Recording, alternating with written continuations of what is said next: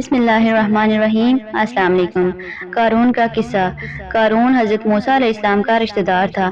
بظاہر اس نے آپ کا دین بھی قبول کر لیا تھا، نماز پڑھتا تھا، تورات پڑھتا تھا، لیکن ریاکار اور کمزور عقیدے کا مالک تھا، مکمل ایمان نہ رکھتا تھا۔ چاہتا تھا کہ لوگ اس سے خوش فہمی رکھیں تاکہ انہیں فریب دے سکے۔ قارون فصلوں کو پیشگی سستا خرید لیتا اور بعد میں انہیں مہنگے داموں فروخت کرتا، معاملات میں کم تولتا، ناپ تول میں کمی کرتا، سود کھاتا اور جتنا ہو سکتا لوگوں پر ظلم کیا کرتا۔ اس قسم کے کاموں سے بہت زیادہ دولت اکٹھی کر لی تھی اور اسے ہر چیز سے زیادہ عزیز رکھتا تھا۔ تکبر ایسی صفت ہے جو صرف خالق و کائنات کی شان کے لائق ہے، کوئی بھی اس صفت کے اہل نہیں۔ جس نے بھی اللہ کی دی ہوئی نعمت کی وجہ سے غرور اور تکبر کو اپنایا، اللہ تعالیٰ نے اسے نشان عبرت بنا کر رکھ دیا۔ قارون کے ساتھ بھی ایسا ہی ہوا۔ جس نے دولت کی بنا پر گھمنڈ اور تکبر میں مبتلا ہو کر عبرتناک سزا پائی۔ ارشاد باری تعالیٰ ہے، قارون موسیٰ کی قوم میں سے تھا اور ان پر ظلم کرتا تھا۔ ہم نے اس کو اتنے خزانے دیے تھے کہ ان کی کنجیاں ایک طاقتور جماعت کو اٹھانی پڑتی تھیں۔ جب اس نے اس کی قوم سے نے کہا، اتراؤ مت، کیونکہ اللہ اترانے والوں کو پسند نہیں کرتا۔ جو مال تم کو اللہ نے عطا فرمایا ہے اس سے آخرت کی بھلائی طلب کر۔ جیسا اللہ نے تجھے بھلائی کی ہے ویسے ہی تو بھی لوگوں سے بھلائی کر اور ملک میں طالب فساد نہ بھر، کیونکہ اللہ فساد کرنے والوں کو پسند نہیں کرتا۔ وہ بولا، یہ مال مجھے میری دانش کی وجہ سے ملا ہے۔ اس پر اللہ تعالیٰ نے فرمایا، اس سے پہلے بہت سی قومیں ہلاک کر ڈالی جو اس سے قوت میں بڑھ کر اور جماعت میں بیشتر تھی، اور گناہگاروں سے ان کے گناہ کے بارے میں نہیں پوچھا جائے گا۔ پھر ایک روز قارون بڑی آرائش اور ٹھاٹھ سے اپنی قوم کے سامنے نکلا۔ جو لوگ دنیا کی زندگی کے طالب تھے وہ بولے، جیسے مال و متاع قارون کو ملا ہے کاش ہمیں بھی ایسا ہی ملے تو وہ بڑا ہی صاحب نصیب والا ہے۔ اور جن لوگوں کو علم دیا گیا تھا کہنے لگے، تم پر افسوس، مومنوں اور نیککاروں کے لیے ثواب اللہ کے ہاں تیار ہے، وہ اس سے کہیں بہتر ہے اور وہ صرف صبر کرنے والوں کو ہی ملے گا۔ بس ہم نے قارون اور اس کے گھر کو زمین میں دھنسا دیا تو اللہ کے سوا کوئی جماعت اس کی مددگار نہ ہو سکی اور وہ نہ بدلہ لے سکا۔ وہ لوگ جو کل اس کے رتبے کی تمنا کرتے تھے صبح کو کہنے لگے، ہائے شامت، اللہ ہی تو اپنے بندوں میں سے جس کے لیے چاہتا ہے رزق فراخ کر دیتا ہے اور جس کے لیے چاہتا ہے تنگ کر دیتا ہے۔ اگر اللہ ہم پر احسان نہ کرتا تو ہمیں بھی دھنسا دیتا۔ ہائے خرابی، کافر نجات نہیں پا سکتے۔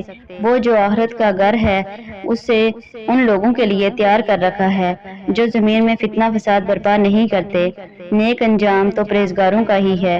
کچھ علماء نے فرمایا، قارون حضرت موسیٰ علیہ السلام کا چچا زاد تھا۔ وہ بہت خوش الحانی سے تورات کی تلاوت کرتا تھا، اس لیے اسے منور کہتے تھے، لیکن یہ اللہ کا دشمن منافق بن گیا۔ جیسے سامری نے منافقت اختیار کی تھی اور اسے اپنی دولت گھمنڈ نے تباہ کر دیا۔ بعض علماء نے حضرت موسیٰ علیہ السلام کا چچا قرار دیا ہے، اکثر علماء نے پہلے قول کو ترجیح دی ہے۔ شہدہ بن خشب بیان کرتے ہیں، اس نے اپنی قوم پر برتری کے اظہار کے لیے معمول سے ایک بالشت زیادہ لمبے کپڑے پہننا شروع کر دیے تھے۔ اس کے پاس بہت زیادہ خزانے تھے، حتیٰ کہ اس کی چابیاں طاقتور مردوں کی ایک جماعت بمشکل اٹھاتی تھی۔ اس کی قوم میں سے اس کے خیر خواہ افراد نے اسے نصیحت کرتے ہوئے کہا، اتراؤ مت، یعنی اللہ نے تجھے جو دولت دی ہے اس پر فخر نہ کرو اور دوسروں کو تحقیر کرتے ہوئے برتری کا اظہار نہ کرو۔ اللہ تعالیٰ اترانے والوں کو محبت نہیں رکھتا۔ اللہ تعالیٰ نے تجھے جو دے رکھا ہے اسے آخرت کے گھر کی طلب کر، اس بات کی کوشش کرو کہ آخرت کا ثواب حاصل کرے اور اپنے دنیاوی حصے کو بھی نہ بھول، یعنی اپنے مال کے ذریعے سے حلال اشیاء حاصل کر اور پاک و حلال اشیاء سے لطف اندوز ہو۔ جیسے اللہ تعالیٰ نے تیرے ساتھ احسان کیا ہے تو بھی احسان کر، یعنی جس طرح اللہ نے تجھ پر احسان کیا ہے تو بھی اللہ کی مخلوق پر احسان کر اور زمین میں فساد برپا نہ کر، کیونکہ اللہ مفسدوں کو پسند نہیں کرتا۔ اس واضح اور درست نصیحت کے جواب میں قارون نے کہا، سب کچھ مجھے میری اپنی سمجھ کی بنا پر دیا گیا ہے، مجھے تمہاری بات اور نصیحت کو سننے کی ضرورت نہیں ہے۔ مجھے اللہ نے اتنی دولت اس لیے دی ہے، اسے معلوم ہے میں اس کا مستحق ہوں۔ اگر اللہ کی نظر میں پیارا نہ ہوتا تو وہ مجھے یہ سب کچھ نہ دیتا۔ اللہ نے اس کی تردید کرتے ہوئے فرمایا، کیا اسے اب تک یہ نہیں معلوم ہوا؟ اللہ تعالیٰ بہت سی امتوں کو غارت کر دیا، اس سے بہت زیادہ قوت والی، بہت بڑی جمع پونجی والی تھی۔ گناہ کی باز پرس نہیں کی جاتی، یعنی گزشتہ اقوام کو ان کے گناہوں کی وجہ سے تباہ کر دیا تھا، جو قارون سے زیادہ طاقتور، زیادہ مالدار، زیادہ مال و متاع اور اولاد والے تھے۔ اگر قارون کی بات درست ہوتی تو اس سے زیادہ مال رکھنے والوں کو سزا نہ دیتے، اس لیے اس کا مالدار ہونا ہمارے پیارا ہونے کی دلیل نہیں۔ جیسا اللہ تعالیٰ کا ارشاد ہے، تمہارے مال اور اولاد ایسے نہیں کہ تمہیں ہمارے قریب کر دیں، سوائے ان کے ایمان لائیں اور نیک عمل کریں۔ بعض علماء نے لکھا ہے کہ قارون پوری سج دج کے ساتھ قوم کے سامنے آیا۔ جب وہ موسیٰ علیہ السلام کے پاس سے گزرا تو آپ پچھلی قوموں کے سچے تاریخی واقعات سنا کر اپنی قوم کو نصیحت فرما رہے تھے۔ لوگوں نے اسے دیکھا تو وہ بہت سے افراد ادھر ہی دیکھتے رہ گئے۔ موسیٰ علیہ السلام نے قارون کو بلا کر فرمایا، تو نے یہ کام کیوں کیا؟ اس نے کہا، موسیٰ، اگر آپ کو مجھ پر نبوت کی وجہ سے فضیلت حاصل ہے تو میں مال کی وجہ سے آپ پر افضل ہوں۔ آپ پسند کریں تو ہم دونوں ایک دوسرے کے خلاف بد دعا کریں۔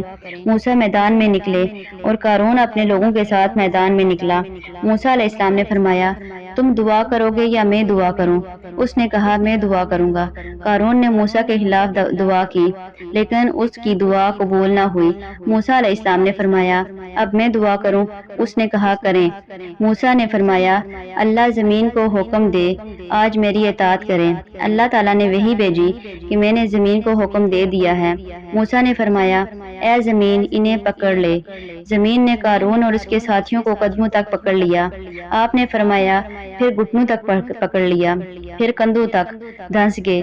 پھر فرمایا، ان کے خزانوں اور مال و دولت کو بھی لے آئے۔ دیکھتے ہی دیکھتے سب کچھ حاضر ہو گیا۔ موسیٰ نے ہاتھ سے اشارہ کر کے فرمایا، زمین کے اندر چلے جاؤ۔ چنانچہ وہ سب نظروں سے اوجھل ہو گئے اور اوپر سے زمین ہموار ہو گئی۔ کوئی جماعت اس کی مدد نہ کر سکی، نہ وہ اپنے آپ کو بچا سکا۔ اللہ تعالیٰ نے فرمایا، آخرت کی زندگی دائمی زندگی ہے۔ جسے اس جہاں میں کامیابی ملی وہی قابل رشک ہے، جو وہاں محروم رہا وہ قابل صد افسوس ہے۔ پرہیزگاروں کے لیے نہایت عمدہ انجام ہے۔ یہ واقعہ اس دور میں پیش آیا جب بنی اسرائیل ابھی مصر سے نہیں نکلے تھے، کیونکہ اللہ نے فرمایا، ہم نے اسے اس کے گھر سمیت زمین میں دسا دیا۔